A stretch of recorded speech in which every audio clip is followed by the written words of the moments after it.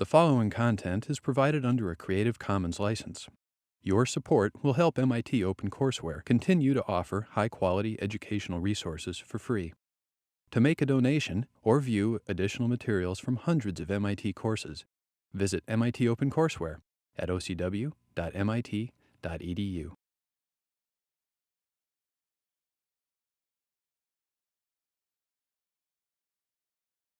Okay, good afternoon. So in the last couple of weeks, we've gone through some of the major human capacities that you have and I have, and most people have most of them, right? Which are the ability to see the world around us, to attend to what's important, to learn lessons from life, to remember things while we sometimes forget things. And today we're going to talk about another huge dimension of human experience, of the human mind, of the human brain, language. The ability to talk to one another, I can talk, you can listen, and vice versa, to read, to communicate in the ways that are so remarkable. Our life is flooded with language, right? That we hear, that we read, and so on. So when psychologists try to sort of divide up language into studyable components, they talk about comprehension, understanding what somebody says to you when you're an infant, or now as an adult, or reading text, or producing speech, which you can do with your mouth by speaking, or you learn to write. So you can both comprehend and produce language, both visually and orally. And a thing that has, greatly enamored linguists to figure out is how a language that we speak is endlessly generative. I'm not sure you can actually calculate out how many sentences we could possibly produce, but just for fun, people have done stuff, and they said it would take 100 trillion years to memorize all the sentences we can produce. I'm not sure that's exactly the right number, but it's a lot, right? Because we can say a lot of different sentences and understand what a person's saying. It's an incredibly generative system for communication, one person to another. So when people in psychology think about different aspects of language, levels of language, they often divided it something like this. Phonology is the sounds of language that we hear, that we acquire as infants, that we use to speak to one another. Syntax, grammar, and by this isn't like school grammar, not get the sentence right. It's just the understanding of the organization of words and how that changes the meaning of the sentence. Syntax. Semantics, what do the words mean? What do the groups of words mean? Pragmatics, and we'll talk about each of these a little bit.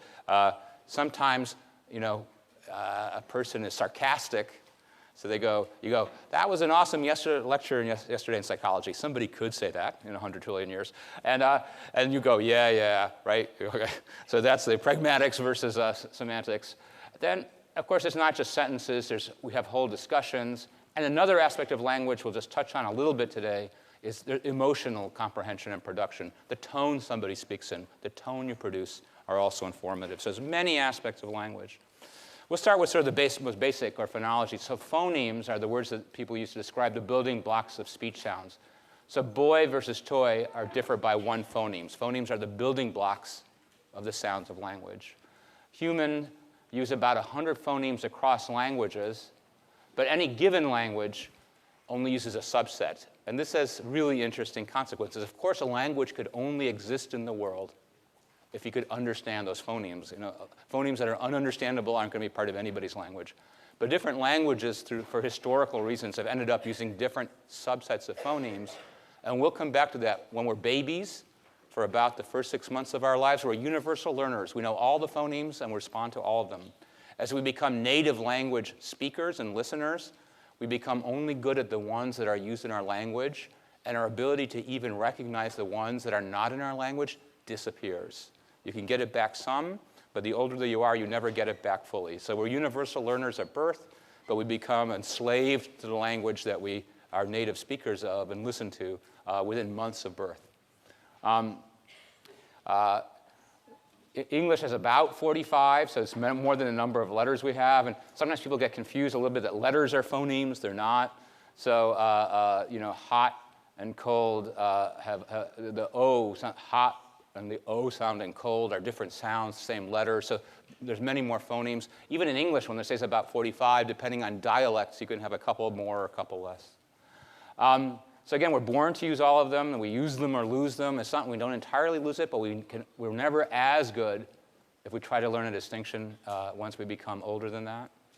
Humans understand speech at an incredible rate. Typical fast talking is about 180 words a minute, 14 phonemes a second in a continuous speech stream, but people can go up to 250 words. We're incredibly fast language processors, incredibly fast language processors. So how do we roughly conceptualize in the most simple way, what we have to do to get to a word that we hear, to get to its meaning? Well, acoustic information comes to the ear. Those are, waveforms, physical things arriving at our ears. We sort of, in some way, figure out how those correspond to phonemes and then map that in some way to words that have meanings in the world. And the reason why machines understanding what you say is shockingly hard to do a good job on is for the following reason.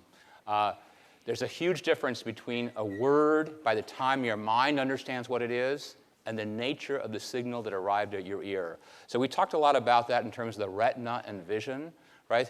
You have this very impoverished stuff that arrives on your retina, and then the whole rest of your brain, millions and millions of neurons and synapses, reconstruct what's out there from a very impoverished retinal input. And the same thing happens in audition. What gets to your ear is incredibly impoverished, and the rest of your brain has to brilliantly reconstruct what it heard and assign it to meaning. And so part of the challenge of your mind and brain to do that is this. This is a representation of something like the physical signal that arrives at your ear. And you could say, well, here's one word, here's another word, what's the problem? Okay? But this is all the signal that arrives at your ear for the word captain. So here's the C, all this stuff for the A, a period of long silence that sets up the P. Okay? Turns out, I'll convince you of this in a moment, that our speech is full within words of silent breaks that are incredibly informative and alter our perception of what's physically going on. Then the little T, this long stuff for the AI, this long stuff for the N. So the physical signal to your ear, barely resembles what seems like a single unit, captain, right? And where is that pause when a person doesn't say cap, or doesn't say cut, 1, 2, 3, patain, right? Okay, but but the pause is happening, and it's incredibly informative, as I'll show you. So that's the incredible thing. Your auditory system, your language system, has to reconstruct the sound into phonemes, into words. It's not obvious from the physical signal in the ear. It's not even that the physical signal at the ear gives you much information at the outset about whether you're hearing one word or two words or three words. So here is what and do you mean as one big blend. Where is do, where's you, where's you mean? And why does what look so separate? And these three words, what do you mean, get all garbled together, and you have to unpack them by your brain and mind. Here's another example. John said that the dog snapped at them. The dog snapped. Here's what's coming roughly to your ear, taken from spoken speech. And here again, notice that the boundaries that you can see here, the gaps of silence, occur not very related to the boundaries between the words that your mind ultimately understands.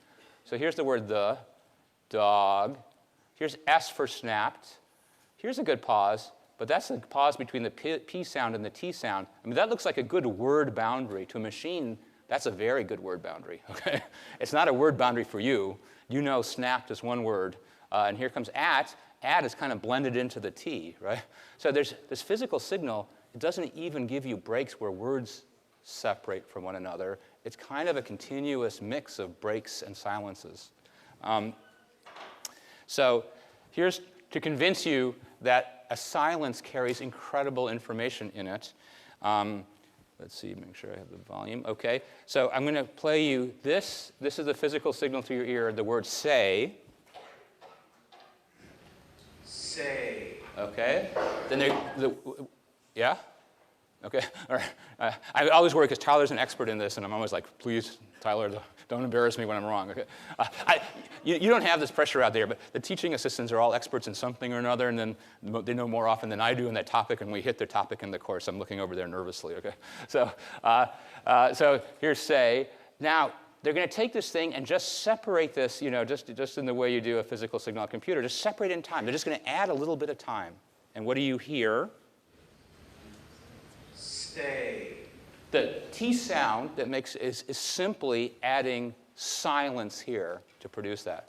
Now, that's what you hear all the time. It's not a random choice. But isn't it amazing that silence is as ultimately informative for your mind as actual language sounds themselves? And all this is happening on the order of thousandths of a second in bits of information.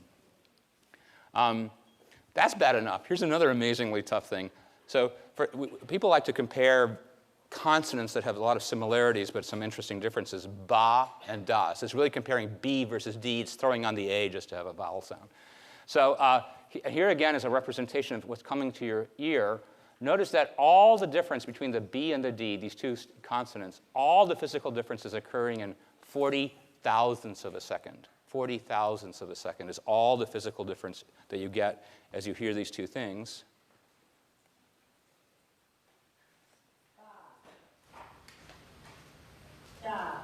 40 thousandths of a second. And yet, you know, you can hear the word bad, and you're not going bad, dab. Come on, that was thousandths of a second, right? And not only that, there'd be another word in a sentence. That's why people use the word speech stream, and we could think of it as a speech torrent, right?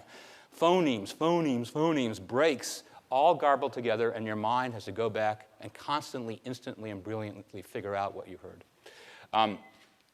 So let me give you another example, because part of the challenge of this are phonemes occur in the context of words and sentences. So make sure I have good volume on this. OK, so let's do this first one. What was that? What? OK. Here's the same thing, and a person is going to say this now all by itself. Little. You got that, right? OK. Mary saw the 3 little pigs in the corridor. OK, but here's the amazing thing. The first sound you heard, and I'll replay it, they took the word little, and they cut it out from the last sentence you heard. When little is said all by itself, what comes to your ear is literally the first thing you heard. Not this, because when you say a word in isolation, little, people say it differently. But we almost never talk like that. We almost always have a sentence. And it turns out the way we say things, and therefore the way you hear things, is hugely influenced by what comes before it and what comes after it. Never mind things like the speed at which different people talk, the accent they talk, or the loudness of the background conversation, okay? But just simply, the fact that you're going to say little by itself, how does that work? It's amazing, right? Listen again. If you heard little all by itself, and it's exactly the same physical signal,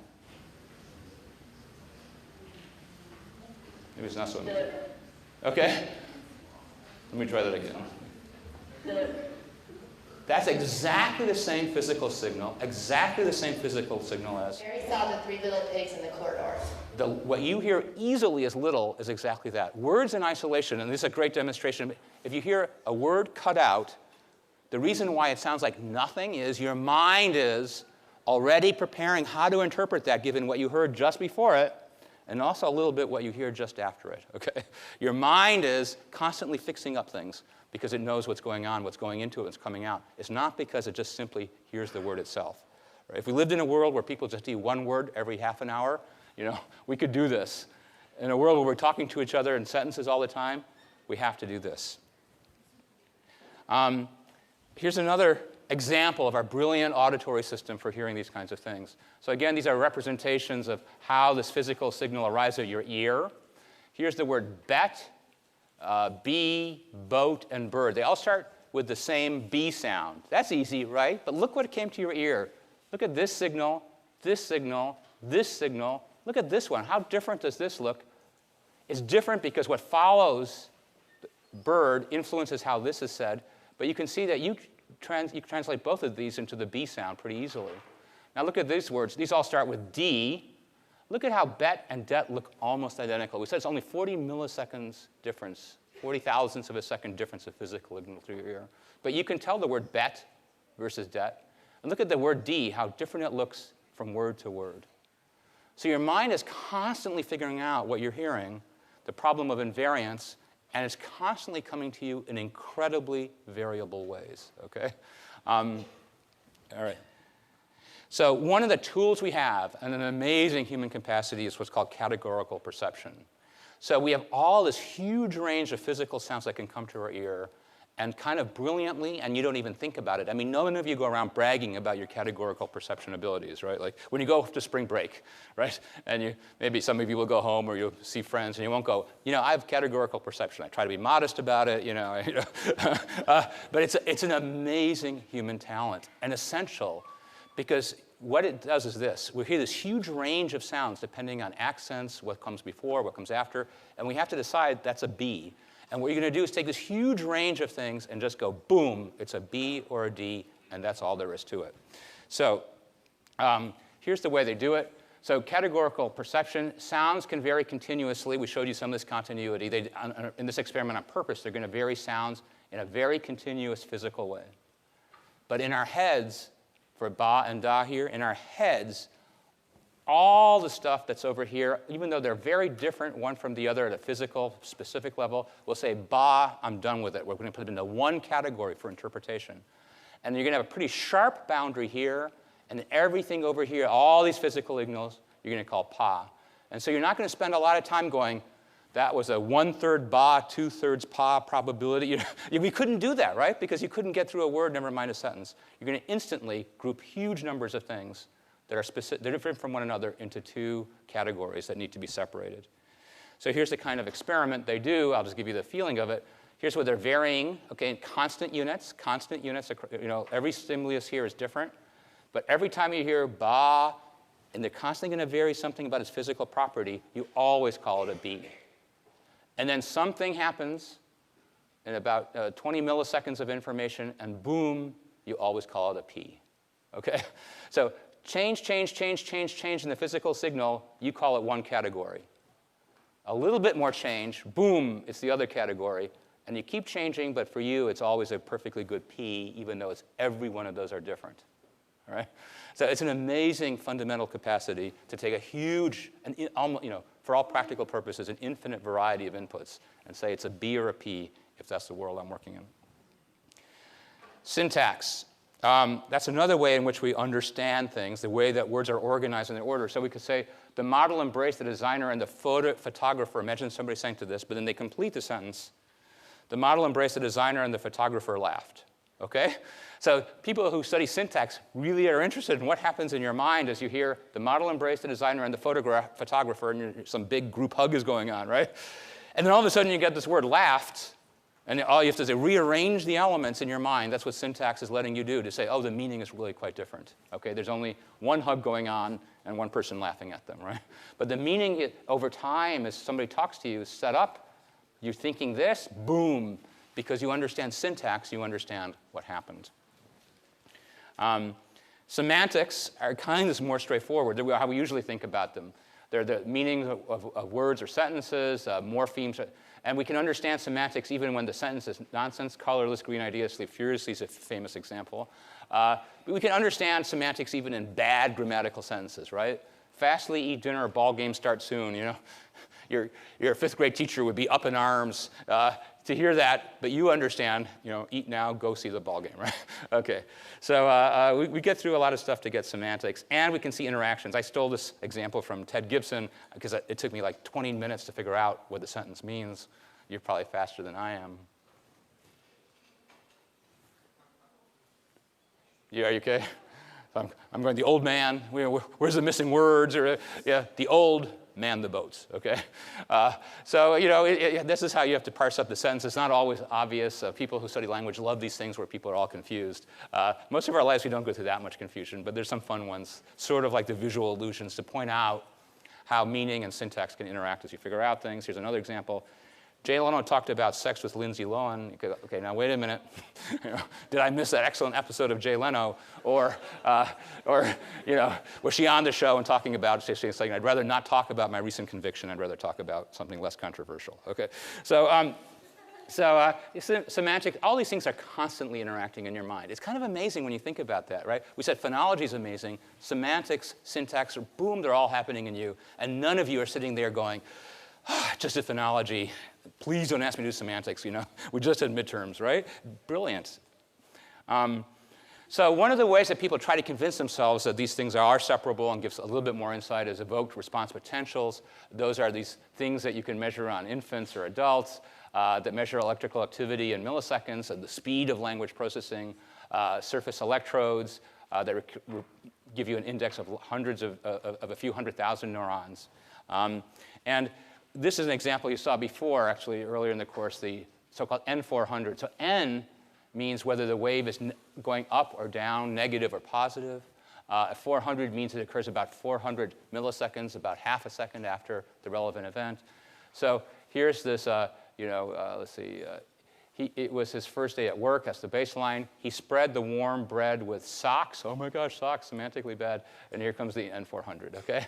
And the control condition is you throw up this unexpected word, shoes. That's weird, but not semantically, and you get quite a different response. So here's an N400 that seems to be about semantic expectation or congruence. How about if you mess up syntax, the spoiled child throw the toys on the box, and then you get a response at about 600 milliseconds to syntactic incongruity. So people, this is just more evidence that in the brain, meaning or semantics and syntax or something about word order are processed somewhat differently in time and place.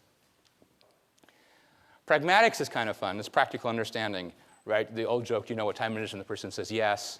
They're messing with your sense of pragmatics. Two negatives make a positive, so you go, yeah, I've heard that one before earlier in the lecture. Now, here's something kind of interesting, again, which is remarkable. And if you didn't do the experiment, you couldn't know that our mind is like this, because you wouldn't do things like this except because it sounds too ridiculous. But your mind does it all the time. So we're going to think about the word bugs. And I have to set you up a little bit with paradigms you've heard before, but just remind you of these things. So one kind of task that psychologists like to use to think about how people process words is a lexical decision task. All you're deciding is whether a word is a real word or a nonsense word. Okay? So doctor is real, proctor is not, spy is a real word, this spelling is not a real word. Okay? So a real word, not a real word. We also talked about one other idea earlier in the course, that if prior to processing a word like doctor, you get an unrelated word or a related word, you process doctor faster if you had a related word before it, semantic priming. The ideas about nurse overlap a lot with the ideas about doctor, and seeing this word before makes you process this word faster. So you need those two things in mind. What's the person doing? Is it a real word or not? And you're going to mess with what's in their mind before that, related or unrelated. And here's the experiment. So you would hear over headphones something like this as an example. Rumor has it that for years, the government building had been plagued with problems. Now here's the critical sentence. The man was not surprised when he found several spiders, roaches, and other bugs in the corner of his room. So there's two senses of the word, at least two meanings of the word bug, right? The insect you don't want in your soup, or the microphone that somebody slipped into your room to listen to what's going on. Two different meanings for the word bug. This is obviously about the insect. So the person's hearing this over headphones, and on a computer monitor in front of them, after they hear the word bugs here, they see, for a lexical decision, the word ant, which is related to this meaning, or spy, which is related to the other meaning that's not relevant for here, or so, which is the control condition. We'll ignore that. Okay, that's just a control condition. I'll ignore that for the moment. So you're making a lexical decision now on the related meaning or the unrelated meaning. And here's what they find. If it's the related meaning, and you only have about a half second from when that came on to when you had to do this task, so you saw the word bug, and here comes this, you're faster. But if you get the unrelated meaning within a half a second of processing the word, you're also faster. What this means is your mind has done exactly what you would think it wouldn't do. Your mind has looked up in your brain and in your knowledge of vocabulary every meaning of the word. Even though the sentence is clearly setting you up for the word, the insect meaning, isn't it? Every meaning of your word is turned on and available to you. Your mind does the opposite of what you might think. You might think, well, I know, let's look at the sentence. I know once I get spiders, roaches, and bugs. By here, you know you're in the insect world, not in the world of spies, right? Okay? But your mind, even then, looks up every possible word because it's cheaper for the mind to look up every word than to start to decide what the appropriate word is. And then if you wait another second and a half, you're only fast for the selected meaning. And now you're slowed down for the one that's not context relevant. So your mind looks up everything all the time, every meaning of every word you know. Every time that word pops up, it seems like your mind looks up every meaning, and then the rest of your mind selects out the one that's relevant and shuts down the ones that are not. But you wouldn't think that. You'd think maybe I'll just get the one I need. I'm not going to get everything. It's like I'm not going to put all my clothes on, walk outside, and take off everything that's not relevant for the weather, right? All right? That seems like really like a inefficient way to get dressed, right? But that's not the way your mind is. Your mind, it's cheaper and more efficient to look up every meaning every time and then pick the right one. It's more efficient, and that's how people do it. So people use this word exhaustive lexical access. I'll look up every meaning of a word, and then I'll pick out the correct one. Another interesting aspect of that could be brought into pragmatics, and we'll talk a little bit more about this later in the course, but emotional intonation. And it turns out whereas almost all language processes are left dominant, as we've talked about many times in the course, one stream of processing language, both visual and auditory, is right hemisphere dependent, and that's emotional intonation. And that brings us to our reading for today from Oliver Sacks. And I have to say, I think Oliver Sacks is a phenomenal author, but there's always been the sense of like some of these stories are just a bit too true to be, just a bit cute or whatever it is. And so for years I taught for this story, and I believe it's likely true, but I thought, well, it's just a little cute. And then came an experiment that showed it's not only cute, but it's exactly correct. Okay, so for this, you will appreciate this a bit more if you know a couple things about Ronald Reagan, who was president in the 1980s. So what do you guys know about Ronald Reagan?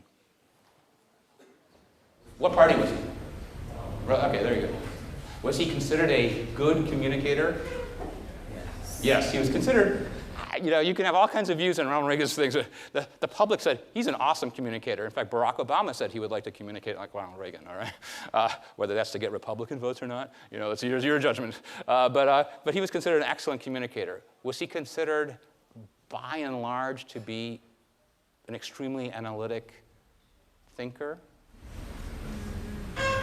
He might have been, I don't know him, but not so much. Now, part of this is the prejudice or not that he's from California, and he was an actor before he became a president and a governor-president. He also had some degree of well, he ultimately had Alzheimer's disease. There's a question about late in his administration whether he was already working his way towards that. So anyway, complicated things. But he was a master communicator, but not necessarily, the Barack Obama, Bill Clinton, Jimmy Carter version of analytic power. This is a general perception.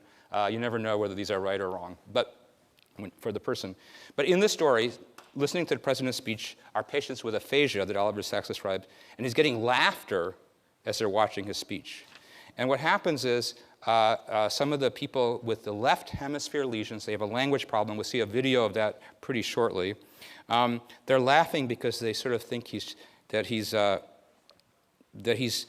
the way he's talking and his facial expressions, they find hilarious, okay? Now, why do they find it hilarious? They have a damage to the parts of the brain that help them understand the content of his message on the left hemisphere. And here's what Sacks thinks is going on. The feelings I have, which all of us who work closely with aphasics have, is that you cannot lie to an aphasic. He cannot grasp your words and so be deceived by them. But what he grasps with infallible precision, namely the expression that goes with the words, that total spontaneous involuntary expressiveness which can never be simulated or faked, or words alone can hide, sometimes too easily. So, when you give a very public speech, especially under tough circumstances that presidents sometimes have to do, we sometimes think there's a tension between exactly what they're saying and exactly what they're thinking, okay? And what they feel they need to say, and exactly what they know is behind the scenes. And so the idea is that these aphasics they were saying, this guy obviously doesn't mean what he's saying. Look at his face, look at his tone. I don't know what he's saying, but it's hilarious how he's masking his face and speaking in a funny tone to tell something he truly doesn't believe. Okay? That's their interpretation. And he has an opposite patient, a patient with a right hemisphere lesion. We said that's the side of the hemisphere that seems important for facial expressions and emotional intonation. And she complains about the logic of the case he's making. As if having, normally when we talk to somebody, it's both. Left hemisphere is getting the content, analyzing the content. Right hemisphere is something about the intonation, true or not true. Are their eyes like this and they can't even face us as they tell us something they know is false? Okay. So, but these patients, maybe because they have one channel of information knocked out because of injury, they become hypersensitive to the other one. All right? So I thought, well, that sounds fantastically, interesting, but, is that really true? So here in Boston, they did a study with a large number of patients. That's their superior identification of people who are lying to you. They had made video clips and audio clips of people who are lying to you if they had a left hemisphere lesion. So this is the paper. So here's the two examples. So they have an example. Let's pick this one, where both you see just the facial expression of a person talking. The voice is turned down. Your job is to decide whether a person is lying or not. Okay? And some videos are lying, some videos they're not. So how would you do? Well, I don't know how you would do, but I can tell you how a group of Harvard undergraduates did. 50% is chance, and here's how they did. Okay? That was one of their control groups. And in fact, for studies like this, they brought in many, many kinds of people to ask whether anybody is better. Everybody's pretty much terrible at directly telling whether a lie is going on. Now, these are video clips of people you don't know and circumstances you don't know. That could matter. But everybody is terrible at that. Policemen are terrible. FBI agents are terrible. The only group that seems to be above chance and not much above it are Secret Service agents. Okay? So if you're a friend with a Secret Service agent and you want to deceive them, keep in mind that they seem to be above chance. They're not awesome, but they're above chance. But look who's doing better than everybody. Patients with the left hemisphere lesions. And the interpretation is all the content of the lie is gone. All they see is your expression or your expression and intonation. And because that's all they have to go on, they can tell more when you have the discomfort of lying than a person who's partly persuaded by hearing the message you're sending as you talk. So I thought this was an overly cute example, but it turns out to be exactly replicable in a full study. Any question about that? Okay. So let's talk a little bit about the brain basis of language. We've talked a little bit about, we know that if you have damage here, you have Broca's aphasia in the left hemisphere, trouble producing language. Damage here, Wernicke's aphasia, trouble comprehending language.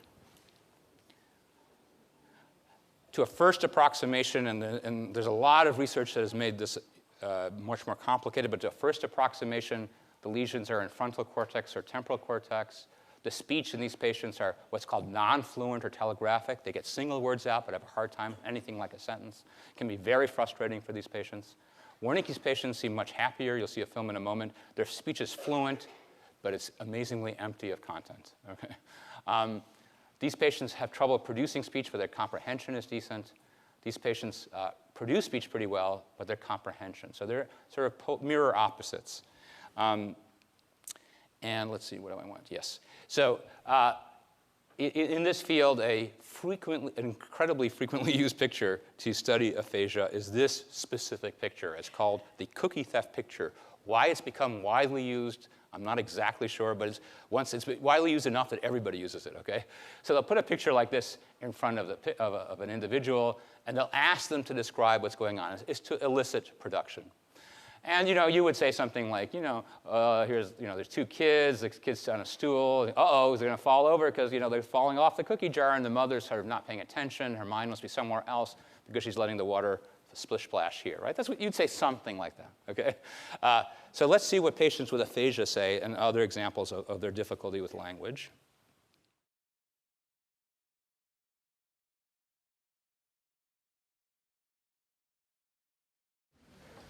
Yeah? I know they can't talk, but can they write down what they mean? The writing tends to go pretty much with their spoken language. Okay, that's a really good question about, so the question is, what would the writing be like? It very much parallels their spoken language. Yeah? Sorry? Not going to things like sign language? Okay, so this is a really very good question. Could non-fluent aphasics learn sign language to bypass, in a sense, their problem, right? So I'm about to answer that in a moment, right on the next slide. Not directly that, but the implication of that, right? Okay, because the important thing is, so let me show you this thing and let me come back. The question is, could you train an aphasic to use sign language to get around his or her language problem, right? If it's a speech problem. So people have studied sign language as a language for many reasons, but a huge one is this. Because I'm going to interpret your question the way I need to, and then you can tell me if I did it right from your perspective, which is, in what sense is language equal speech, right? Because could you communicate linguistically but just switch to your hands if for some reason, and the answer is that at the level of the problem of these patients, they could not do it. Because these kinds of patients, the problem isn't really speech. There are people who have problems with the motor apparatus to move their mouth, that does exist. Their problem is in language processes that produce your speech intent, okay? Or language processes that extract meaning from sounds. And those language processes that produce what you want to say, that comprehend what you hear or read, those are the same ones that are utilized, as far as we understand, whether you're producing language in the typical vocal way or in the less typical but well-studied way of sign language. Does that make sense? Okay? So you can't get around it because it's a language problem.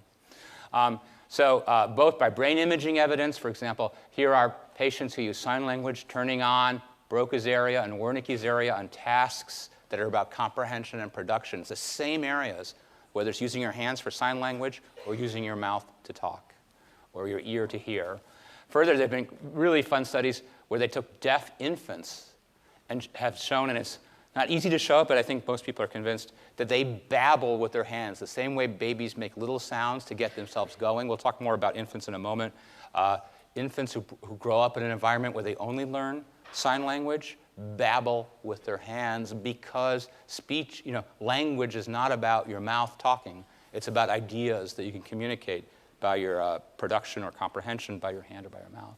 So language is separable from speech because even without speech, you communicate in very much the same way in terms of sign language by many studies. Yeah? So does that mean that people, that they also couldn't imagine words or language? Say that again, sorry. Does that mean that they also couldn't imagine words or language? Who could? The people with the Broca's area maybe?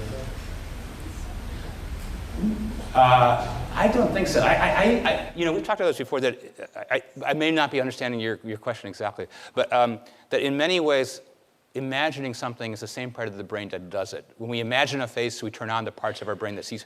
I think when you imagine, if you say, I do this sometimes, I say, here's what I'm going to say to that person in my head, okay? And I practice that little speech. That's this part of the brain pretty much running, okay? There's just a last little step of moving your mouth. But that's, from the discussion we're having now, that's kind of a superficial thing of moving your mouth, okay? That's not speech planning, speech thinking, speech intentions. Those are a core process for production, for comprehension. And I think imagined stuff is exactly the same way. Is that okay? Yeah. Yeah. So if they can't really imagine language, then what is their thinking like? Can they communicate anything about their thinking? Yeah, that's a good. So the question is, if they have these troubles with core language abilities, what's their thinking like? I can just tell you that it's a sort of a classic debate for humans how deeply language equals thought. But language now in the sense of speech, okay? It's just one of those things that people debate a lot because it depends what you mean by these things in many different ways. But if language means something like comprehending ideas in the world, it's hard to get around that for thinking about it. If it means planning actions in the world that change the world around you and communicating that, it's hard to not have that capacity for thinking in that way, right? So it's at this level, not whether you use your hands or your mouth, it's very hard to separate out what you might call thought and what you might call language. But keep in mind that these patients that we see, it's not like they lost all of language at all. So even though Broca's facing trouble producing language, he produces some, and he comprehends it pretty well. So it's not like these patients have lost all of their language circuitry and therefore don't have thought available, right? They have a lot of language left in their head and a lot of thought left in their mind. Is that okay? All right. So one interesting thing that people have wondered, and where brain imaging gives us evidence that we couldn't have imagined 15 years ago, is this. So if you have damage, let's say here's a patient with damage to the left frontal area, and they get better because they've had a stroke here or an injury here, they get better. A question that people have wondered is, do they get better by sort of somehow recovering ability in the part of the brain that got injured? Or do they get better because they use an entirely different pathway in their brain? Now, until brain imaging, you couldn't begin to touch that question. But now we have some evidence, and then I'll make it just. And so here's an example of a patient who has damage here. They have him do a task that in healthy people turns on exactly that place. And when he does it, he can do it OK. And where does he do it? In his right hemisphere. So this patient seems to switch which hemisphere he uses for language. It takes time and training to recover that. But it seems like he's found an alternate pathway to produce a language somehow. Turns out that the more people have studied these things, the more complicated it gets. Maybe just the diversity of people, the diversity of injuries, or whatever. So it doesn't always work this way. But often it seems like when people have better recovery from a large injury to the speaking left hemisphere, they find a way somehow through practice and training to get the right hemisphere to take over some of those responsibilities. OK, language acquisition. So one of the most amazing things about infants, right, is they go from 0 to speech in just a couple of years and go through an unbelievable training and program of development. So what happens in 2 or 3 months, they perceive all the phonemes. They notice this change in phonemes. By 6 months, they start to ignore distinctions among sounds that are not used in their language. In other words, other language sounds. They start to babble. That's in some way getting their speech ready to go. By 8 months, they start to identify single words in a speech stream. In a year, their babbling becomes more adult-like sounding. About a little bit after that, they get up to about 50 words in understanding. So comprehension always goes ahead of production. Children understand words before they can speak them. But then lagging, here comes a speech, telegraphic speech, short sentences at 2 years. And then, finally, pretty complete speech in many ways by 9. So it's a long, long process. Learning, 10,000 words estimated by the age of 6. It's a spectacular learning curve. When they do experiments on infants where they measure things like preference or learning by sucking rates on a nipple because they can't talk, they're trying to figure out what is the infant hearing. Within 2 hours of birth, they suck with more enthusiasm to their mother's voice over another voice. These are infants. This is their first visit to their mother, and you have to sign up to do this experiment. Now, they might have heard their mother's voice in a certain way in the womb, right? So this is not but they already have picked up, by 3-day-old, they prefer language to many other sounds like music. Now, we come to love music, but that's not the urgent business of the infant, okay? By 4 days old, they start to notice differences between languages. This is amazing, right? The rate of learning is fantastic.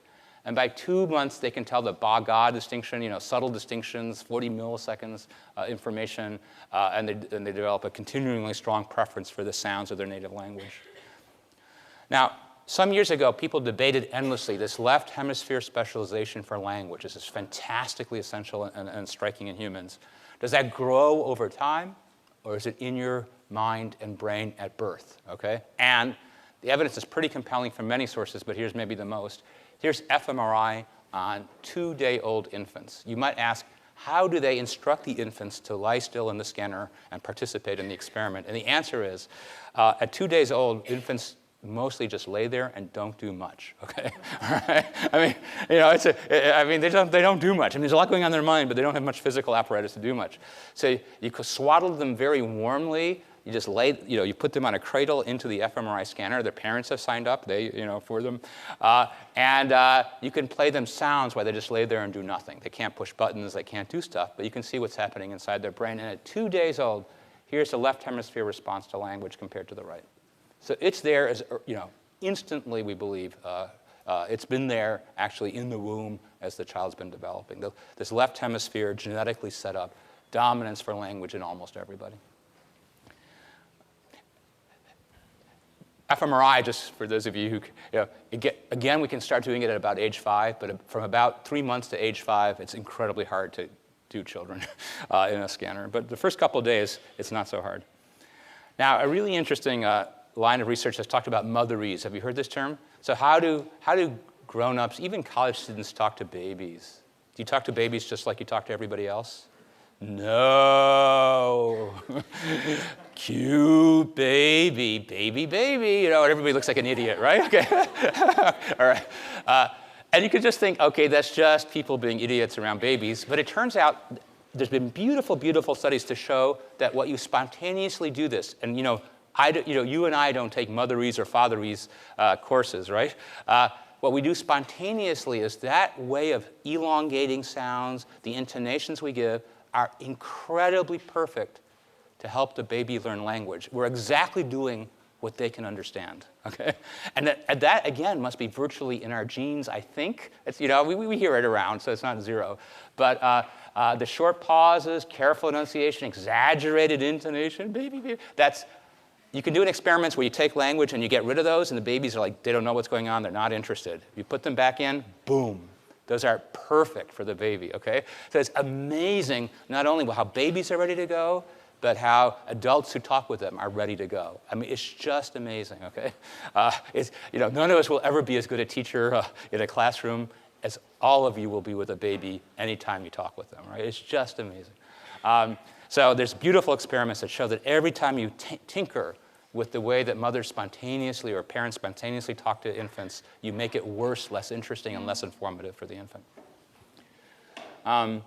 So now let's talk about a more formal experiment to these are the classic experiment that nailed home this message that at birth we're universal understanders of all sounds in the world. And as the years go along, we become only good at the sounds that are relevant, that are part of our own language. A famous example, in the US is a difficulty for Japanese native speakers for the R-L distinction. But every language has some distinctions it doesn't make, and they're really hard when you get older. So here's the idea. In English, we make a distinction between ba and da, and by 10 to 12 months, an infant can make that distinction, and certainly adults can. That's categorical perception that we talked about, that kind of division between ba and da. But there's sounds that occur in other languages, so what's shown here, and you're going to hear, some of you may know Hindi sounds, and it'll be a different experience for you. Every year, when I first hear this clip I'm about to show you, I think something's wrong, because they say, the infant's going to tell the difference between da and da. And I go, well, how are they going to do that? I can't do that. Okay? That's because there really are different sounds they're hearing, but in English, they're not different sounds, and so it all sounds the same. To me, I'm no longer a universal learner, haven't been since quite a while, okay? So here we go. I'm stunned always by the brilliance of infant, researchers like this who somehow, pretty convincingly in most cases, really tell you what the infant knows or pays attention to or thinks in pretty compelling ways, even though they can't tell you themselves. So one thing that's come up in the U.S., the whole world is becoming ever more bilingual and trilingual. There used to be some concerns, less now, and I'll tell you, you don't have to worry about it, whether it's bad to learn 2 languages at once when you're a kid. Some parents worry about this, right?